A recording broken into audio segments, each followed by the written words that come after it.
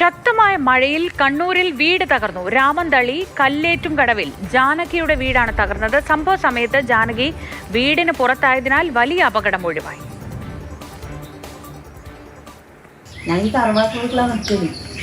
ഞാൻ വീട്ടിന് വേണ്ടിയിട്ട് കുറേയോട്ട് അപേക്ഷിച്ചിട്ട് കൊടുത്തിട്ട് ഇവർ പറഞ്ഞു പിന്നെ അതിനൊന്നും അവർ ക്ഷമിച്ചിട്ടേ ഇല്ല. അന്ന് ഇവർ സ്വന്തം കാർഡ് വേണം പേരിൽ, ഒരു സ്വന്തം കാർഡും ആക്കി. എന്നിട്ടും അവർ അതിനൊരു തീരുമാനം എന്ന് പറഞ്ഞത് എത്തില്ല. ഇപ്പം എനിക്ക് തീരെ നടക്കാനും കഴിയാണ്ടായി. പണിക്കും പോവാണ്ട് ഇപ്പോൾ ഒരു കൊല്ലമായി ഞാൻ പണിക്ക് പോവാണ്ട് തന്നെ നിൽക്കുന്നു ഈ വീട്ടിൽ. CK വിജയൻ വിവരങ്ങളുമായി. വിജയൻ, വലിയ ആശ്വാസം, അല്ലെങ്കിൽ തലനാരിഴയ്ക്ക് വലിയൊരു അപകടം ഒഴിവായി. അവർ ആ വീട്ടിലുണ്ടായിരുന്നെങ്കിൽ എന്നാലോചിക്കുമ്പോൾ ഒരു പേടി കയറുന്നുണ്ട്.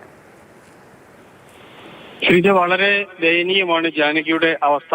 അവരൊരു തറവാട്ട് വീട്ടിൽ, പഴയ വീട്ടിൽ ഒറ്റയ്ക്ക് താമസിക്കുകയാണ്. ഇന്നലെ വൈകിട്ടോടു കൂടിയാണ് ഈ കനത്ത മഴയിൽ ഈ വീട് തകർന്നു വീഴുന്നത്. ഭാഗ്യത്തിന് അവർ ആ വീട്ടിനകത്തുണ്ടായിരുന്നില്ല, അവർ വീട്ടിന് പുറത്തായിരുന്നു.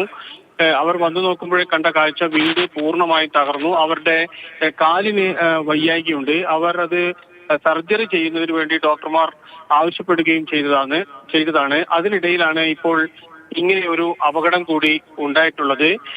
വീട് പൂർണ്ണമായും തകർന്നു. അവർ ആ സാധനങ്ങളൊക്കെ അടുക്കി പെറുക്കി വെക്കുന്നതടക്കം നമുക്ക് ആ ദൃശ്യങ്ങളിൽ കാണാം. കാലിന് വയ്യാതെ ഊന്നുവടി ഉപയോഗിച്ചാണ് അവർ നടക്കുന്നത് പോലും. അവർക്ക് മറ്റ് ആനുകൂല്യങ്ങളൊന്നും കിട്ടുന്നില്ല എന്നാണ് ഇപ്പോഴുള്ള അവരുടെ പരാതി. ശരി, CK വിജയനാണ് വിവരങ്ങൾ നൽകിയത് കണ്ണൂരിൽ നിന്ന്.